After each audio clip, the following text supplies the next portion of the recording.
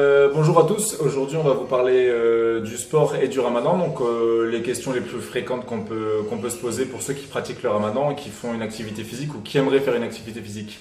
Du coup, je vais poser quelques questions à Sam et puis si vous avez des questions, vous pourrez les ajouter en commentaire par la suite, on vous répondra dès que possible.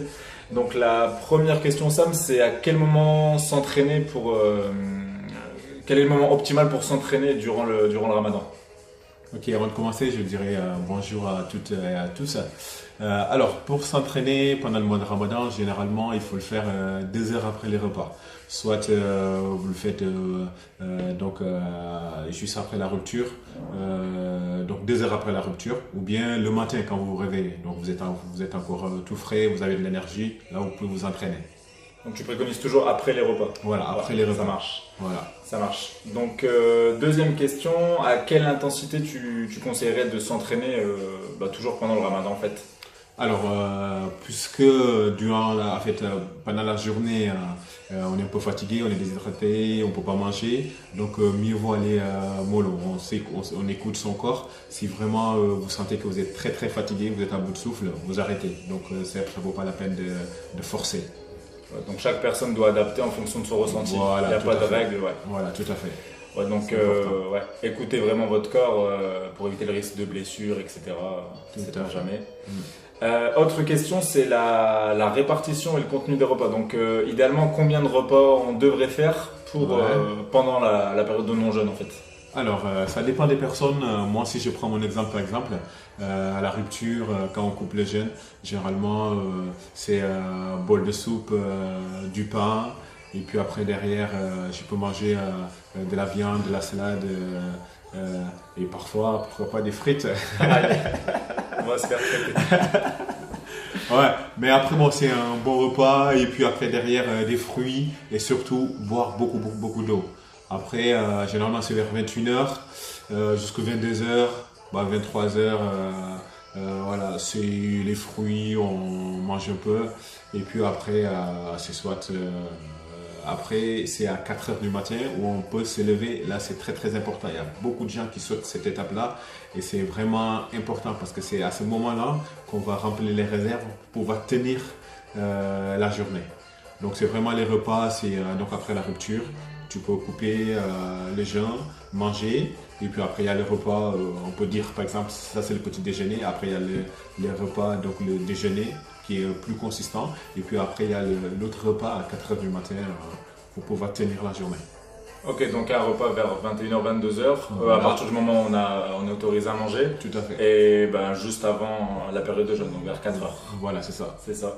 Donc Ouais. au niveau du contenu, ensuite, il reste sur les bases petit déjeuner, déjeuner, ou bien c'est plutôt libre, tu conseilles plutôt une source de protéines, de lipides, de glucides?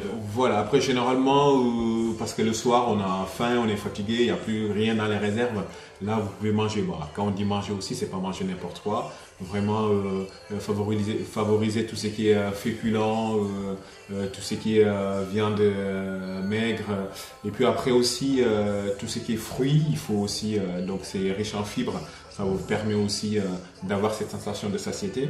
Et puis après, à 4h du matin aussi, c'est très important de manger aussi des féculents. Ça peut être voilà, des pâtes, du riz, et après derrière aussi tout ce qui est viande blanche, voilà, poulet, etc. Et puis aussi fruits aussi. Et puis boire beaucoup, beaucoup, beaucoup d'eau. Donc éviter tout ce qui est pizza à 4h du matin, hamburger, tout ce qui est voilà, tout ce qui est lourd, ce qui est gras. Ça, non seulement vous avez l'impression d'avoir d'avoir rempli le ventre, mais après derrière, dès que vous levez le matin, vous avez faim, vous avez soif. Donc ça c'est problématique. Voilà pourquoi je fais pas le ramadan. Donc, ensuite, deux questions pour ceux qui pratiquent surtout le sport. Les objectifs les plus fréquents qu'on rencontre, du moins dans notre cas, c'est souvent une prise de masse musculaire, donc que vous pratiquez la musculation ou non, et aussi les personnes qui veulent perdre du poids. Donc ça paraît logique que pendant le ramadan, on va perdre un peu de masse musculaire, forcément. Tout à fait. Donc qu'est-ce que tu conseilles aux personnes qui pratiquent de la musculation et qui souhaitent conserver ou du moins limiter la perte de masse De musculaire? masse musculaire, ok. Alors pour ces personnes-là, l'idéal, comme on l'a dit tout au début, c'est de s'entraîner voilà, 2 heures voire 3 heures après les repas. Après, quand vous allez dans beaucoup de pays, les gens ils s'entraînent après la rupture du jeûne. Après avoir coupé, ils se ruent dans les salles de sport pour s'entraîner. Mais vu que ici, donc, on finit à 21h30, donc on n'a pas le temps d'aller dans une salle de sport. Bon, il y en a qui le font, mais il y a beaucoup d'entre eux, ils ne peuvent pas. Donc mieux vaut le faire juste le matin. Le matin, juste après, donc quand vous avez mangé à 4h du matin, donc 6h, 7h, si vous pouvez aller à la salle de sport, faire votre séance, parfait. Vous pouvez le faire, il n'y a pas de souci. Ça marche. Et donc pour les personnes qui sont en perte de poids, on précise bien que le ramadan, c'est pas une façon de perdre du poids, il y a des raisons pour faire le ramadan. Donc qu'est-ce que tu conseillerais aux personnes qui veulent perdre du poids et qui font le ramadan tout de même en fait? Au niveau des repas, de la quantité, etc. Comment gérer Alors pour ces personnes-là, il y a d'habitude une confusion que les gens commentent, c'est-à-dire ils se disent voilà, au mois de Ramadan je perds 3 à 4 kilos. Généralement, soit vous allez perdre de la graisse, c'est normal, mais après vous allez aussi perdre de la masse musculaire.